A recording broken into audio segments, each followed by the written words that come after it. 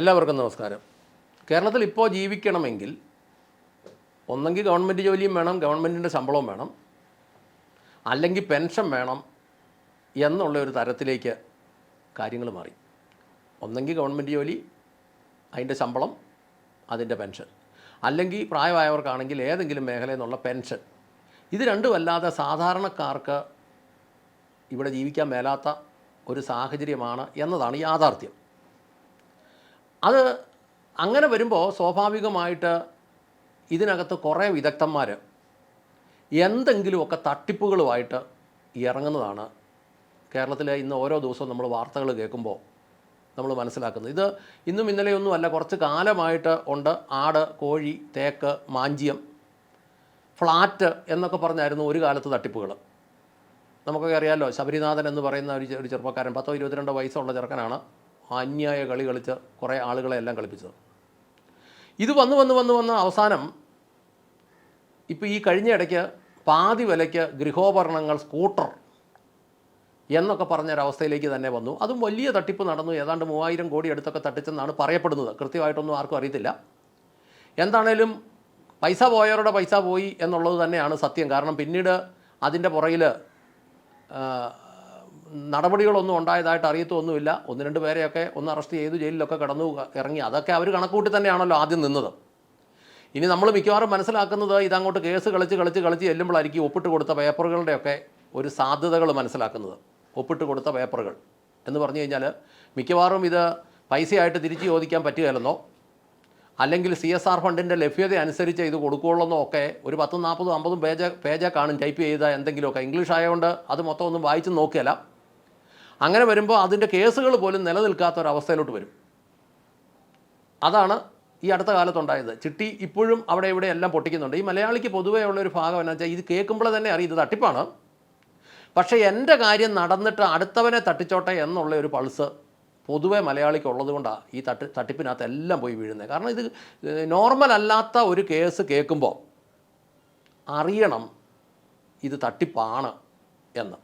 അപ്പോൾ ഞാൻ 1-2 ഏറ്റവും പുതിയ മാർക്കറ്റിൽ കിടക്കുന്ന 1-2 പുതിയ തട്ടിപ്പുകളെക്കുറിച്ചുകൂടെ പറയാം. കാരണം സർവ്വത്ര തട്ടിപ്പുകളാണ്, എങ്ങോട്ട് തിരിഞ്ഞാലും തട്ടിപ്പുകളോട് തട്ടിപ്പുകളാണ്. ഇപ്പം പുതിയൊരു തട്ടിപ്പ് ഇറങ്ങിയേക്കുന്നത്, സ്ക്വയർ ഫീറ്റിന് 1500 രൂപയ്ക്ക് വീട് പണിത് കൊടുക്കും. കംപ്ലീറ്റ് സ്ഥലം അങ്ങ് വിട്ട് കൊടുത്താൽ മതി, ബാക്കി നല്ല ഡീസൻ്റായിട്ട് വീട് പണിത് കൊടുക്കും സ്ക്വയർ ഫീറ്റിന് 1500 രൂപയ്ക്ക്. എന്ന് മാത്രമല്ല, 2000 സ്ക്വയർ ഫീറ്റിന് താഴെയുള്ള വീടാണെങ്കിൽ, അല്ല 1500 സ്ക്വയർ ഫീറ്റിന് താഴെയുള്ള വീടാണെങ്കിൽ 50,000 രൂപയുടെ ഫർണിച്ചറൂടെ ഫ്രീ ആയിട്ട് കൊടുക്കും. 1500 രൂപയുടെക്ക് 1500 സ്ക്വയർ ഫീറ്റിന് താഴെയുള്ള വീട് ആണെങ്കിൽ 1500 രൂപയ്ക്ക് സ്ക്വയർ ഫീറ്റിന് പണിത് കൊടുക്കും. എന്ന് മാത്രമല്ല, പണി തീർന്നു കഴിയുമ്പം 50,000 രൂപയുടെ ഫർണിച്ചറും കൊടുക്കും. എങ്ങനെ കൊടുക്കുമെന്ന് അറിയത്തില്ല, വീട്ടിൽ നിന്ന് കൊണ്ടുവന്ന് കൊടുക്കുമായിരിക്കും. കാരണം ഒരുമാതിരിപ്പെട്ട രീതി പണിയുന്നവരോടൊക്കെ ചോദിച്ചിട്ട് അവർ പറഞ്ഞു ഞങ്ങൾക്ക് ഇതെങ്ങനെയാണെന്ന് അറിയില്ല. ഒത്തിരി കോൺട്രാക്ടർമാരോട് ഞാൻ ചോദിച്ചു ഇതെങ്ങനെ നടക്കും. അവർ പറഞ്ഞു നടക്കില്ല, ഇതെന്തോ പുതിയ തട്ടിപ്പായത്. ഇനി ആ പരസ്യത്തിന് തന്നെ പറഞ്ഞ 1500 സ്ക്വയർ ഫീറ്റിന് മുകളിലാണെങ്കിൽ 1,00,000 രൂപയുടെ ഫർണിച്ചർ ഫ്രീ ആയിട്ട് കൊടുക്കും. ഒന്ന് ആലോചിച്ച് നോക്കിയേ, ഏതെങ്കിലും കോൺട്രാക്ടർമാർക്ക്, ഏതെങ്കിലും പ്രസ്ഥാനക്കാർക്ക് അവരവരുടെ വീട്ടിൽ നിന്ന് കൊണ്ടുവന്ന് ഇതുപോലെ കൊടുക്കാൻ പറ്റുമോ? കൊടുക്കാൻ പറ്റിയല്ല. കാരണം ആ തുകയ്ക്ക് ഇത് പണിതിട്ട് ഈ 50,000 രൂപയുടെയും 1,00,000 രൂപയുടെയും ഒന്നും ഇങ്ങനെ ഫർണിച്ചറൊന്നും ഉണ്ടാക്കി കൊടുക്കാൻ പറ്റിയല്ല. അപ്പം ഞാനതൊന്ന് അന്വേഷിച്ച് കഴിഞ്ഞപ്പം അതിൻ്റെ കൂടെയൊക്കെ നിൽക്കുന്ന പലരോടും ചോദിച്ചപ്പോൾ അവർ പറഞ്ഞത് എങ്ങനെയാണ് ഈ കളിയിൽ നിന്നൊന്നും അറിയത്തില്ല, ഇത് എങ്ങോട്ടാണ് നീങ്ങുന്നതെന്നും അറിയത്തില്ലെന്ന് പറഞ്ഞു. അതുപോലെ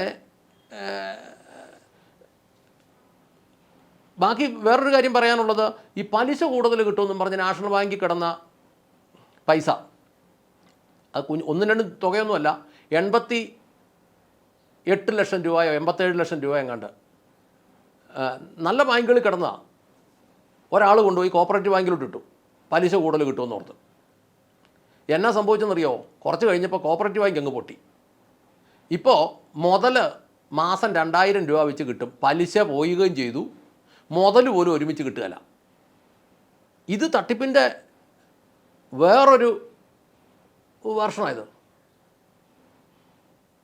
ബാങ്കുകളൊക്കെ കിടക്കുന്നത് പലിശ കൂടുതൽ കൊടുക്കാമെന്നും പറഞ്ഞ് 12%, 13%, 14% ഒക്കെ കൊടുക്കാമെന്നും പറഞ്ഞ് മേടിക്കും. 12%, 13% ഒന്നും പലിശ കൊടുക്കാൻ പറ്റില്ല. അങ്ങനത്തെ പരിപാടികളില്ലിപ്പം. അന്നേരം സ്വാഭാവികമായിട്ട് നമ്മൾ എവിടെയെങ്കിലും സുരക്ഷിതമായി കിടക്കുന്ന പണം എടുത്തു കൊടുത്താൽ അത് വലിയൊരു തട്ടിപ്പായി മാറും. പിന്നെ പിന്നെ അടുത്തത് ഓൺലൈനിൽ കൂടെ വരുന്ന പരസ്യങ്ങൾ. എന്തുമാത്രം പരസ്യങ്ങൾ ഓരോ ദിവസവും വരുന്നത്. പേഴ്സണൽ ലോൺ നിങ്ങൾക്ക് 3 ലക്ഷം ഓഫറായി കിടക്കുന്നു. അവിടെ ക്ലിക്ക് ചെയ്യും, ഇവിടെ ക്ലിക്ക് ചെയ്യും, അങ്ങോട്ട് ക്ലിക്ക് ചെയ്യും, ഇങ്ങോട്ട് ക്ലിക്ക് ചെയ്യും. ഇത് എവിടെ ക്ലിക്ക് ചെയ്താലും ഇതെല്ലാം പണിയായിട്ട് മാറും.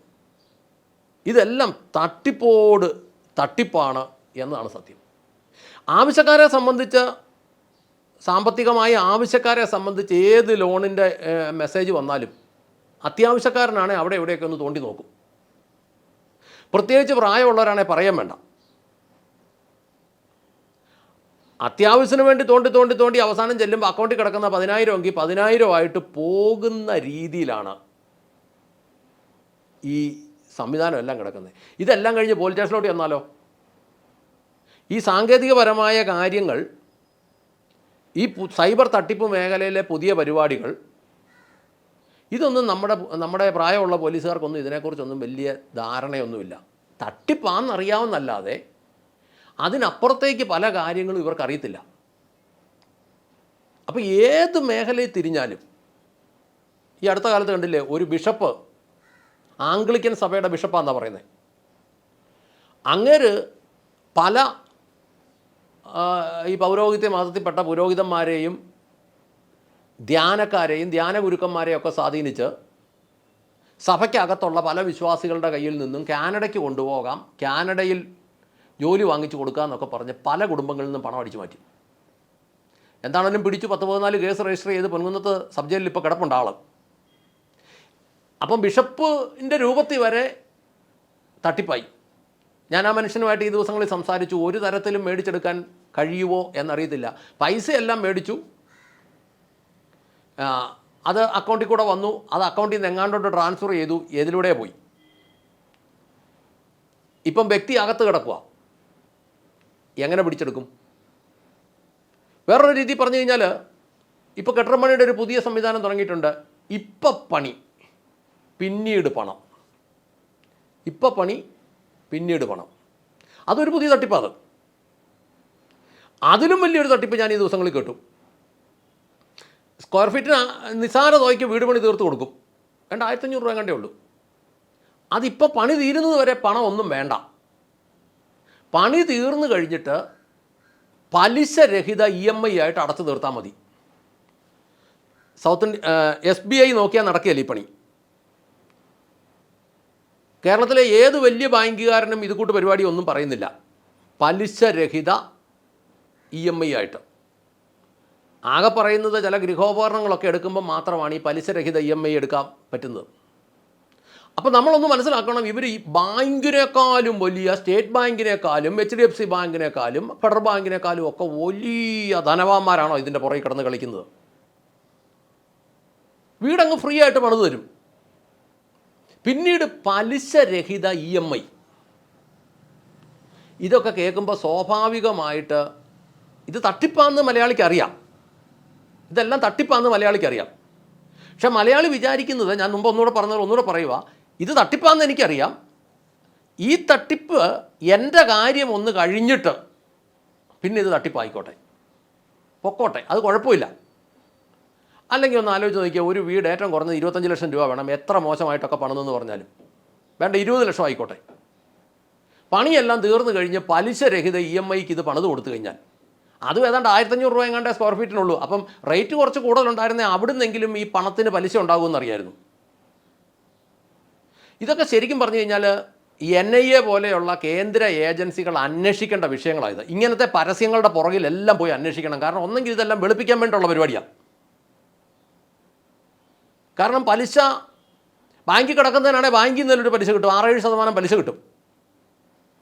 അതിനകത്ത് ഇൻകം ടാക്സും ഒക്കെ പോയാലും ഒരു 5% പലിശയെങ്കിലും നെറ്റ് കൈ കിട്ടുമെങ്കിൽ, ലോൺ എടുക്കുവാണെങ്കിൽ ഒരു 10%, 11% പലിശ അങ്ങോട്ട് കൊടുക്കണം. കോപ്പറേറ്റീവ് ബാങ്കിൽ നിന്നൊക്കെയാണ് ഒരു 12% പലിശ കൊടുക്കണം.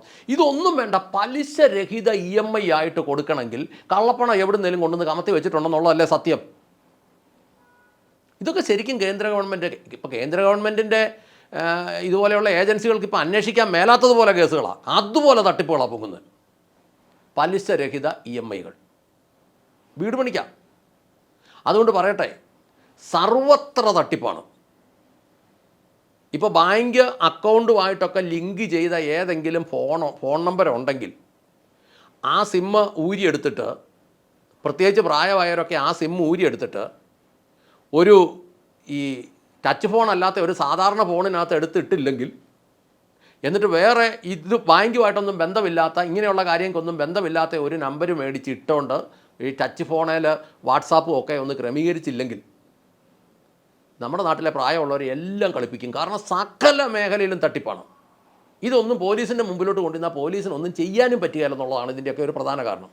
അതുകൊണ്ട് ഈ തട്ടിപ്പുകളെല്ലാം ശ്രദ്ധിച്ച് നിൽക്കണം, അതിനകത്ത് പെട്ടുപോകരുത് എന്ന് ഓർമ്മിപ്പിച്ചുകൊണ്ട് നിർത്തട്ടെ. നന്ദി, നമസ്കാരം.